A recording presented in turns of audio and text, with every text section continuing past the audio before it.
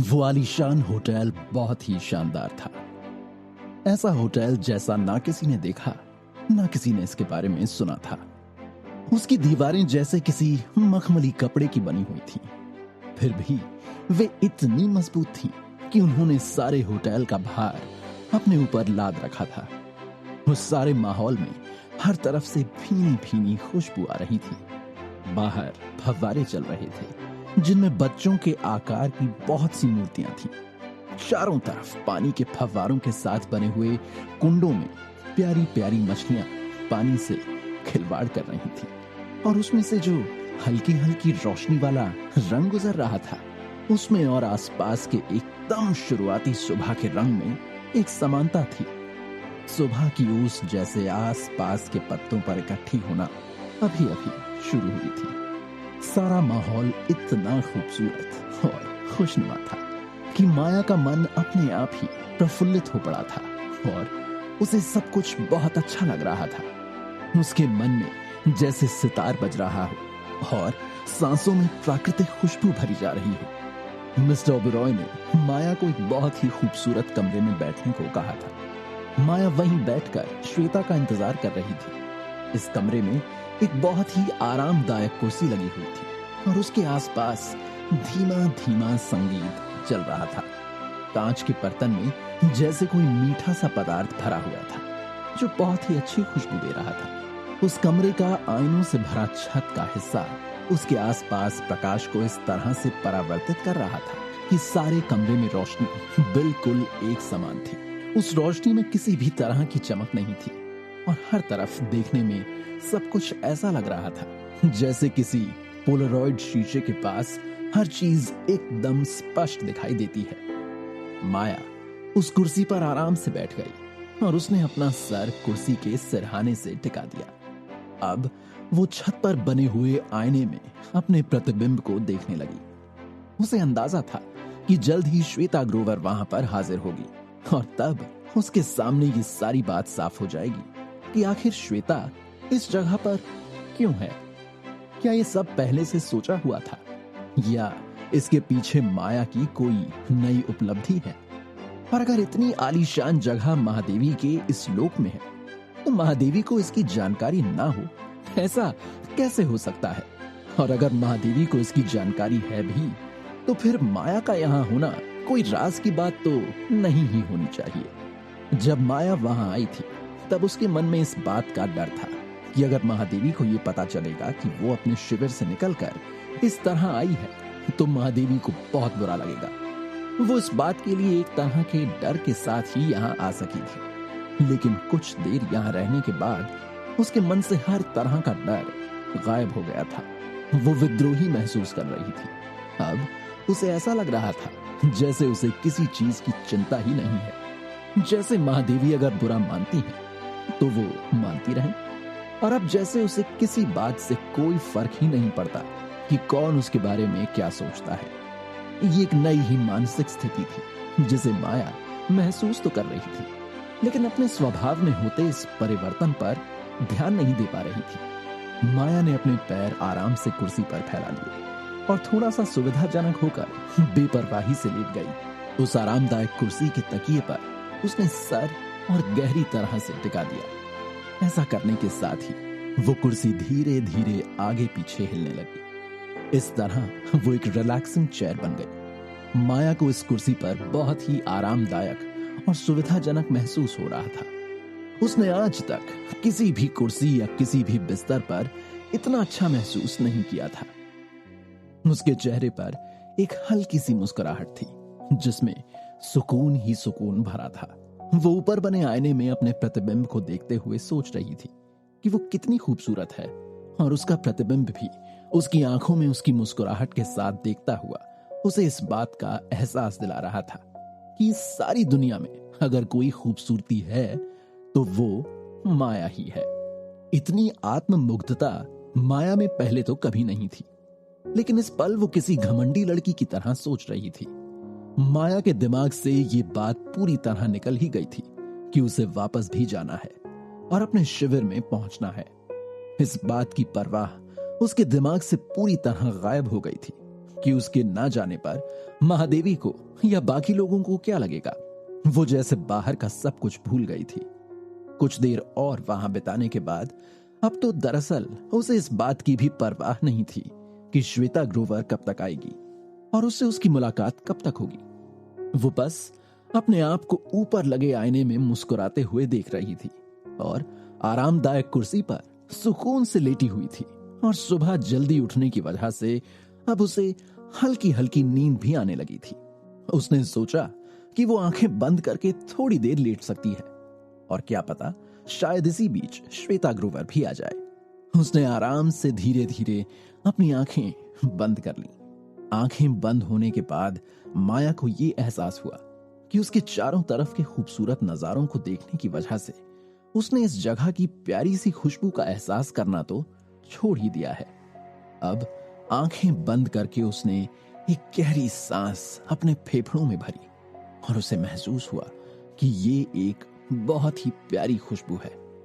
ये खुशबू उस तरह की खुशबू से मिलती जुलती थी जिस तरह की खुशबू पहली पहली बरसात के बाद नमी होने से मिट्टी से उठा करती है।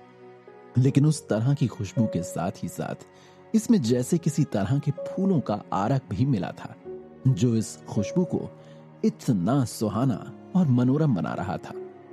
उसे ये जगह और ये खुशबू इतनी प्यारी लग रही थी कि वो गहरी सांसें ले लेकर उस खुशबू को अपने फेफड़ों और अपने सारे शरीर में भरने में लगी हुई थी। वो बहुत अच्छा महसूस कर रही थी। ये स्थिति इतनी सुविधाजनक और इतनी प्यारी थी कि जैसे उसे कोई थपकी देकर सुला रहा था। एक एहसास, इस एहसास के आगे वो ज्यादा देर तक टिक नहीं सकी। उसकी बंद आंखों में कुछ ही देर में नींद लहराने लगी और माया वहीं उस कुर्सी पर निढाल होकर सो गई। काफी देर तक माया वहीं सोती रही। उसकी नींद को भंग करने के लिए ना तो वहां श्वेता ग्रोवर आई और ना ही मिस्टर ओबरॉय आए। जैसे उसकी नींद की गहराई में उतर जाने की खूबसूरती को देखते हुए सारे माहौल ने ही सोच रखा था कि माया की ये नींद पूरी होनी चाहिए, चाहे इसके लिए सारी दुनिया को रुक जाना पड़े। दूसरी ओर महादेवी मुंडे पहाड़ पर कार्तिक और जीवन के सामने खड़ी हुई थी। वो कार्तिक को यह बात समझा रही थी कि उसे माया की चिंता करने की जरूरत नहीं है, क्योंकि महादेवी ही उसके गायब होने का राज पता लगाएगी।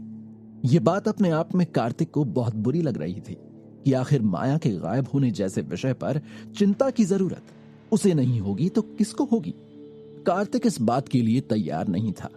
वो खुद को समझा नहीं पा रहा था कि वो माया को ढूंढने का काम अकेले महादेवी के हाथों में सौंप दे, जबकि अभी मामला यही था कि महादेवी के पास रहते हुए ही माया पर इस तरह की मुसीबत आई हुई थी।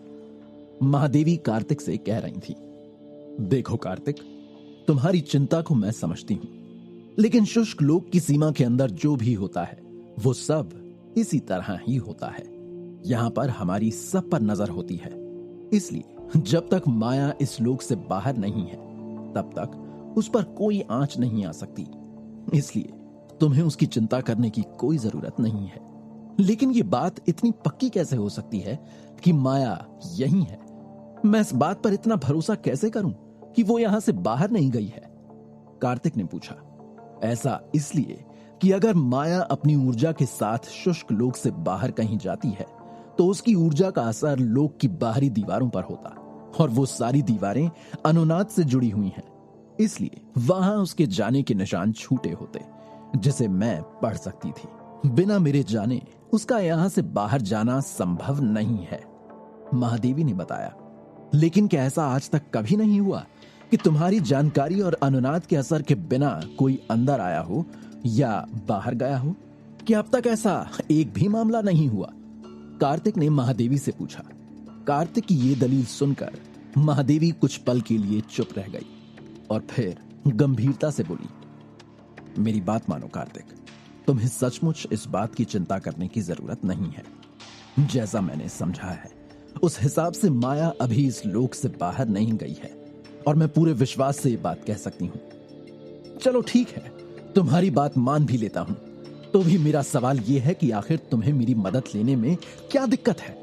ऐसा क्यों होना चाहिए कि यह काम तुम्हें अकेले ही करना है? क्या सिर्फ इसलिए कि तुम किसी पुरुष को अपनी सीमा के अंदर नहीं आने दे सकती? अगर ऐसा है तो मैं पूछता हूं कि यह करने की क्या जरूरत है और क्यों? क्योंकि यही इस लोक की परंपरा है। महादेवी ठंडेपन से बोली, इस सारे लोक की स्थापना इसी आधार पर हुई है। मैंने इन लड़कियों को ये सारा संप्रदाय इसलिए बनाया है क्योंकि इस सारे मामले के इतिहास में यह बात जुड़ी हुई है कि पुरुष यहां पर नहीं आ सकते। ये लोक केवल स्त्रियों का लोक ही रहा है क्योंकि हम यहां के मामलों में पुरुषों पर भरोसा नहीं करते। क्या ऐसा इसलिए है कि तुम्हारे पिता ने तुम्हारा भरोसा तोड़ा है? अगर ऐसा है तो तुम्हारी जिंदगी में कुछ पुरुषों की वजह से जो समस्याएं आईं, उसका खामियाजा सारी लड़कियों को क्यों भुगतना पड़े? बल्कि तुम्हारे लोग के साथ साथ बाकी लोगों को भी इस बात की सजा भुगतनी पड़ती है। क्या तुमने कभी सोचा है कि इसकी वजह से तुम जिन लड़कियों के साथ अनुशासन के नाम पर जो कर रही हो वो सही है भी या नहीं? उन्हें किसके साथ रहना है, किसके साथ नहीं, क्या यह चुनने का अधिकार उन्हें नहीं है? उनके इस लोक के नियम आदि पर किस तरह का दखल होना चाहिए, यह सोचा तुमने? कार्तिक ने पूछा। नहीं, उन्हें ये नियम दिए गए हैं, उन्हें ये स्वतंत्रता नहीं दी गई है क्योंकि उनकी देखरेख और उनका अनुशासन इस लोक की परंपरा के अनुसार होता है। उस परंपरा की प्रतिनिधि मैं हूं। इसलिए अफसोस है कार्तिक, पर तुम्हारी बात यहां नहीं मानी जा सकती। जीवन इस बीच चुपचाप शर्मिंदा खड़ा रहा। वो जानता था कि महादेवी की इस नाराजगी के पीछे सबसे बड़ा कारण वही था। उसने ना सिर्फ पहले वो सारी गलतियां की जिनकी वजह से महादेवी के बारे में उसने गलत सलत बोला और उसे इतना दुखी कर दिया, बल्कि अभी भी उसने महादेवी की इजाजत बिना अपनी ओर से इस कवच को तोड़ने की कोशिश करके उसके सम्मान को चोट पहुंचाई थी। महादेवी कार्तिक से कठोरता से बात करने के बाद पीछे मुड़ गई। अब कार्तिक और जीवन एक दूसरे के सामने खड़े हुए थे। उस कवच का दूधिया रंग धीरे धीरे गायब हो रहा था और वो कवच वापस अपनी पुरानी स्थिति में आ रहा था। जीवन और कार्तिक की सारी मेहनत और नागमणि की ऊर्जा को इकट्ठा करके यहां तक आने का सारा काम बेकार हो चुका था। ऊपर से अब माया के बारे में जानकर कार्तिक का दिमाग चिंता से भरा हुआ था। आखिर क्या माया को खोज सकेगी महादेवी? क्या कार्तिक और माया दोबारा मिल पाएंगे? ये जानने के लिए सुनते रहिए कैप्टन कार्तिक की कहानी का अगला हिस्सा, सिर्फ पॉकेट एफएम पर।